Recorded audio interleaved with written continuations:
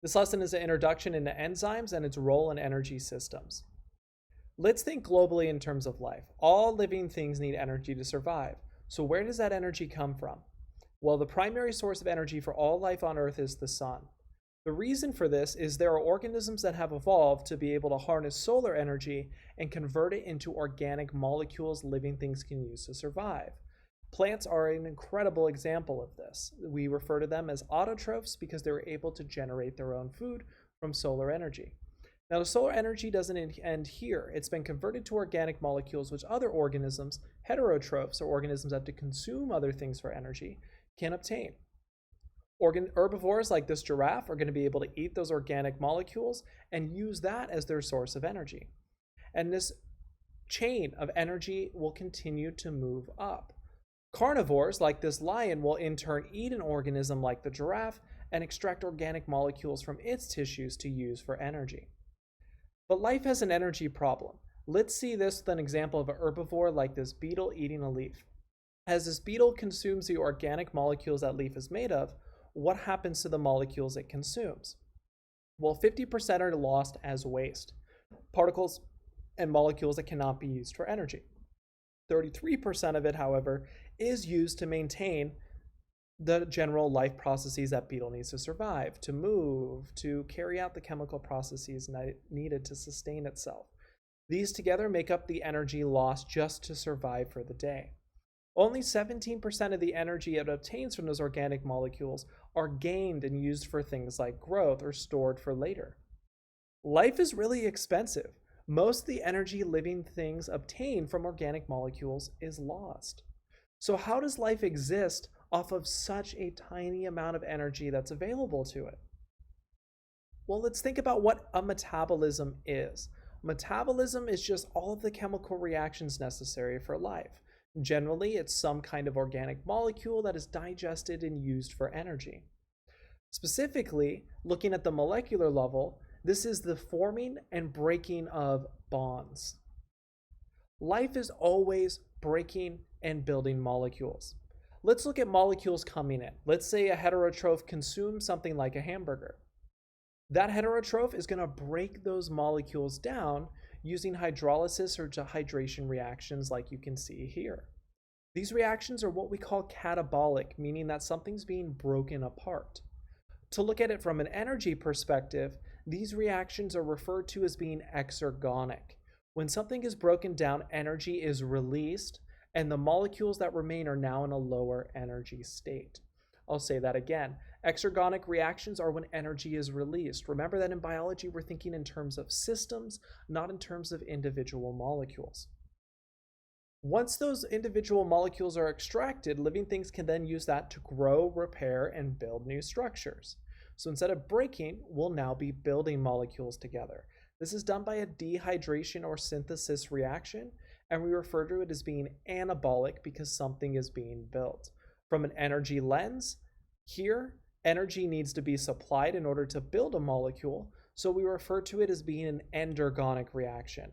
Energy is used because we're bringing the molecules to a higher energy state when we combine them together. Organisms need energy to survive. We need to keep in mind always where that energy is coming from. I mentioned earlier it's originally solar, and then we get it from consuming organic molecules, but at a molecular level, it's by the coupling of these exergonic and endergonic reactions, releasing energy and needing energy. An organism will do a digestion, and some energy will be obtained from that process. Energy was then used for a synthesis to build molecules back together. And those molecules that are built up can then be broken down and digested to extract more energy. This coupling of reactions is what sustains life. Life is a temporary formation of order against disorder, or to put it more specifically, it is an ongoing sustainable chemical reaction. Exergonic to endergonic, building, breaking. So what's causing these reactions? Nothing in life, for the most part, happens spontaneously. There are actually proteins called enzymes. Reminder that proteins have a unique three-dimensional structure. This enables a particular class of proteins called enzymes to have this function of building or breaking molecules. Dehydration reactions are occurring because an enzyme is going in and facilitating the removal of water, and digestions happen because an enzyme is facilitating that addition of water to break the molecules up. Now, life is expensive. Nothing happens for free. Energy is always required to start a reaction. The amount of energy required for a reaction is referred to as its activation energy. And the activation energy is unique to each reaction. For example, if I have an ATP molecule and I break it down to an ADP, there's an activation energy for that reaction. If I'm going to combine nucleotides together to make a phosphodiester bond, there is a different activation energy for that. Just like how objects in a store have a different cost, so too do chemical reactions have a different activation energy for the reaction to occur. Enzymes give living things an advantage. If I wanted to measure the activation energy of this reaction to go from reactants to products, so I'm breaking here, this curve represents how much energy is required. That's a lot. That's way too expensive. With the tiny amount of energy that beetle's able to extract from what it eats, life is not going to be able to sustain itself if it costs that much. However, enzymes have the incredible ability to reduce the activation energy required for a reaction. An enzyme is the ultimate coupon. It's one that you can use infinitely. It makes everything cheaper from an energy perspective. This is why we refer to enzymes as being a catalyst. Catalysts are able to reduce the activation energy required for a reaction, and in doing so, they actually speed up the rate at which a reaction occurs. Living things are constantly needing to make sure they survive through time. Being able to do these reactions cheaply and quickly are essential in life's success. So how does an enzyme achieve this? How does it act like a catalyst, reducing activation energy and making reactions go faster? Well, let's look at how they do it. Generally, they're going to do this by attaching to a molecule and by changing shape. So here I have a diagram of an enzyme breaking a molecule apart. In this diagram, the purple object is the enzyme. The molecule that's going to attach to an enzyme is referred to as a substrate. That substrate is going to attach to a unique three-dimensional shape on the enzyme called the active site. Each enzyme has its own unique active site, and that determines what substrates it can attach to. So you can see here a substrate attaches to the active site and then is broken apart. How is it broken apart? Well, the enzyme is going to do something called a conformational change. The enzyme itself can change shape. It can put in pressure onto the molecule, or it can change its orientation to fit the substrate and make a reaction occur. Then we're left with the product. In this example, we are breaking molecules apart, but we could have very easily done the opposite and taken two monomers and combined them to a polymer. To be more specific on how that conformational change works, if I am synthesizing or building a molecule, the enzyme is going to change shape to orient the molecules in the position they need to be in to bond, reducing time, reducing the energy required for that collision to occur. And if they're digesting, the conformational change will actually put pressure on the bond or stress on the bond to facilitate it breaking more rapidly. Enzymes have quite a few unique properties. Every enzyme is reaction specific, meaning that the enzyme can only act on one specific substrate. Think of it like a lock and key. A key is only going to work on one specific lock. So too, one enzyme can only work on one specific substrate. Enzymes are also not consumed in a reaction. They can be reused. One enzyme can go and complete hundreds of chemical reactions and go and complete the 101st. This is fantastic for life because life has a short energy supply. Life needs to reuse and reduce its energy costs as much as possible to survive. Enzymes are also uniquely sensitive to environments. If something becomes too hot, too cold, too salty, too acidic, proteins can denature. They can unravel, and when that occurs to an enzyme, they cease functioning. So what's in a name? Well, enzymes are uniquely named after what substrate they react with. For example, the enzyme sucrase breaks down sucrose. Lipases break down lipids. DNA polymerases build DNA. Notice how most of these end in ase. That is true most of the time when trying to identify an enzyme, but not always. For example, the enzyme pepsin breaks down proteins such as polypeptides. If the word pepsin looks familiar to you, that's actually what Pepsi was originally named after. The original Pepsi formula contained the enzyme pepsin and was sold as a medicine to help people digest food. Pepsin's no longer in Pepsi, but they stuck with the name. And this is how a lot of medicines used to be provided, by the way. You may have encountered in a small town you visited a pharmacy soda fountain shop. Soda was not developed as a tasty drink. Instead, it was developed as a way to make medicines tasty, and they were first opened in pharmacies. People ended up enjoying the taste of the medicine, and that's why we have soda today. Now, enzymes are sensitive. Quite a few different factors can increase or decrease the activity of any enzyme. Things like the concentration of the enzyme or the concentration of the substrate, the temperature it's in, the pH, or the salinity of its environment. Let's look at a couple of these examples. Why is it so sensitive? Because it can cause that denaturing, and that's a theme you're going to see as I go through all of these examples. If a protein denatures, if an enzyme denatures, it can no longer function because it's lost its unique 3D shape. So let's look at enzyme concentration. Here I'm showing you a graph of the reaction rate and what happens when the concentration of enzymes increases over time. What pattern do you notice? Well, it looks like as the concentration of enzymes increases, so too does the reaction rate. Makes sense. If I add more enzymes, they're going to be able to react with more substrates. However, notice near the end, the reaction rate starts to level off. We start getting diminishing returns. Why? Well, the amount of substrate itself is going to limit how many reactions can occur. For example, looking in this diagram, once all of those enzymes are attached to a substrate, I've reacted with all of them. No matter how many more enzymes I add, there are no substrates for these extra enzymes to react with. Let's look at what happens with increasing substrate concentration. Here's the reaction rate, and here's an increase in substrate over time. What's happening here? Similar pattern. As the substrate concentration increases, so too does the reaction rate, but again, I have a leveling off. This time, instead of the amount of substrate limiting the reaction, it's actually the amount of enzyme. For example, in this diagram here, once all those enzymes are currently reacting with a substrate, there are no more enzymes to continue increasing the level of activity. Temperature is a different scenario. Here I'm showing you the activity of an enzyme and temperature. Right here is 37 degrees Celsius, which is body temperature. What do you notice in this pattern? Well, it looks like there's a temperature where this enzyme acts optimally. At 37 degrees Celsius, this enzyme will have its highest possible reaction rate.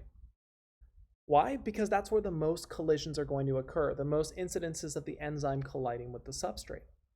But notice that there's slower activity as we gravitate away from that optimal temperature.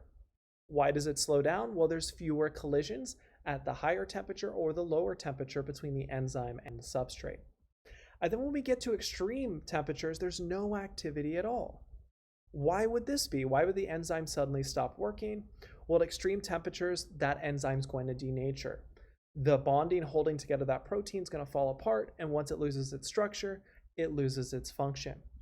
Something to keep in mind with enzymes is that each of them have their own unique optimal temperature based on the organism and environment they operate within. For example, here's an enzyme that I would find in a human. It works best at 37 degrees Celsius, which is our body temperature. But there are other enzymes that work great at 70 degrees Celsius.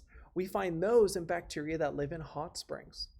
So each enzyme really is unique, and it's valuable as a biologist to know what the biology of the organism they're coming from is and testing them to see what their ideal rates of activity would be in different environments. pH functions the same way as temperature. An enzyme will have an optimal pH it functions at. You'll see slowing around that optimal and then no activity at all at different extremes. Let's look at examples in your own digestive system. In your stomach, it is quite acidic. That's where I would find pepsin, the enzyme that breaks down proteins, and its optimal pH is at a pH of 3. Makes sense. It's working in the stomach where it has a very acidic pH. In the small intestine, we'll actually find something called trypsin. Trypsin works best in a more alkaline or basic environment. Why? Well, your small intestine is slightly alkaline. That's how it's able to counteract the acid that it receives from your stomach. Now, most of metabolism occurs along something called a metabolic pathway. I've shown you examples of one enzyme working on one substrate, but generally speaking, it's more complex. Typically, there'll be a series of enzymatic steps. For example, you can see here reactant A is acted on enzyme 1 and becomes B. B is acted on by enzyme 2 and becomes C, so on and so forth. Why do living systems do things this elaborate? Well, it increases metabolic efficiency. Remember, each enzyme is reducing the activation energy and increasing the speed of the reaction. By having a reaction that involves 4, 5, 6, 7 hundreds of enzymes, you are maximizing the amount of energy you're putting in compared to what you're getting out. More enzymes further lowers activation energy. Now, every pathway in a living system can't be on forever. We need a way of turning these systems on and off. If your stomach is constantly digesting, that's a waste of energy if you're not eating. You want these systems to be optimized to function only when they're needed and turn off when they no longer are. So let's look at some examples of how enzymes are regulated, or to be more general, how enzymes are turned on and turned off. Sometimes enzymes can be turned on by adding something called an activator. It's just a molecule that attaches to the enzyme and can cause its activity to begin. Some of these activators are referred to as being cofactors because they're inorganic molecules that are bound to an enzyme. For example, hemoglobin is the protein in your blood that's responsible for carrying oxygen between your lungs and your cells. Hemoglobin has an inorganic molecule, iron, that is attached to the enzyme and enables it to function in this capacity. So we would say that hemoglobin has the cofactor of iron. By the way, the iron in your blood is why your blood is red. Other animals that have different molecules as their cofactor can have blood of different colors, such as horseshoe crabs having a milky blue. Organic molecules can also be attached to enzymes. When an organic molecule is attached, we refer to that as being a coenzyme. Again, this is to activate the enzyme, to turn its activity on. There are a lot of examples of this we'll see later in this class. Cellular respiration, how living things can take oxygen and sugar and extract energy from it, involve many different coenzymes such as NAD, you may know it as niacin and vitamin B3, and FAD, known as riboflavin and B2. Enzymes also need to be able to be turned off. Maybe we don't want to break down all of our substrate. We want to save some of that for later when it'd be more valuable to the living thing. One way to turn an enzyme off is to attach something called a competitive inhibitor. Here's how it works. You can see here your enzyme and its active site. A competitive inhibitor is a molecule that will bind to the active site of an enzyme. In doing that, it prevents the substrate from attaching. The substrate will just bounce right off. If the substrate can't attach to the active site, no reaction will occur. A great example of this is penicillin, a very common antibiotic. The way this antibiotic works is it will actually bind to the enzymes in bacteria that help it generate its cell wall. If a bacteria can no longer repair its cell wall, breakages in that wall will cause the bacterium to leak its inner contents out and it dies. Another way of turning an enzyme off is using a non-competitive inhibitor. To explain how this works, I first need to mention to you something called an allosteric site. Some enzymes will have an opening or a site for attachment opposite to the active site. We refer to this opposite end attachment as an allosteric site. Now, for a non-competitive inhibitor to work, what will happen is the inhibitor will attach to the allosteric site. By attaching to the allosteric site, that will force the enzyme to undergo a conformational change. When it changes its shape at the active site, the substrate can now no longer attach, and if the substrate can't attach, no reaction can occur. We call this a non-competitive inhibitor because it's not competing with the substrate. It is attaching to a completely different site. This is also often referred to as allosteric inhibition because it is attachment to the allosteric site that causes the inhibition. Great example of this is cyanide. Cyanide is a deadly poison because it's able to attach to the allosteric sites involved in cellular respiration. If we deactivate cellular respiration in your cells, they can no longer produce energy, and starved of energy, the cells slowly but ultimately die. Taking these methods of turning enzymes on and off, living systems are able to use feedback as a way to regulate when these metabolic processes are turned on and turned off. Here's what I mean by this. On the bottom here, you can see our metabolic pathway, multiple enzymes going A to B to C to D.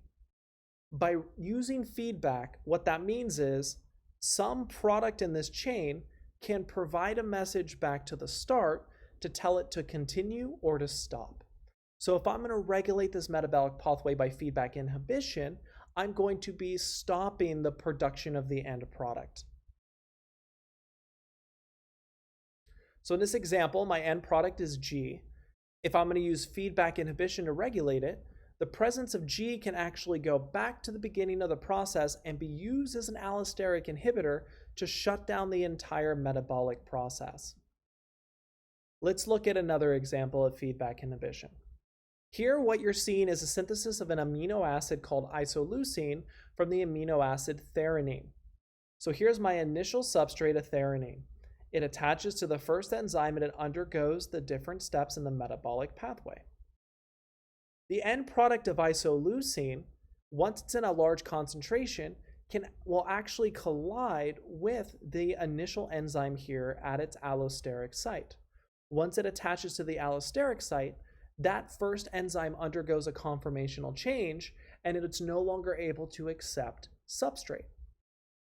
So the feedback here is the end product going to the allosteric site of that first enzyme in our metabolic pathway, and it is inhibiting further production by causing that conformational change and turning the enzyme off. Pretty clever evolutionary adaptation to make sure we're only producing the right amount of product we need at any time. So how does life exist with so little energy? How is that beetle able to sustain itself? Enzymes. Enzymes really are the ticket that provide living systems a resource to be able to survive, sustain, and become complex with very little energy input. Reminder that enzymes are able to lower the activation energy so that living systems can conduct the energy-intensive processes they need to survive. They're able to speed up reactions. They're reusable. And they can be regulated, they can be turned on and turned off. I hope this introduction was helpful in your understanding of enzymes and why they're so important to living systems, and I will see you next time.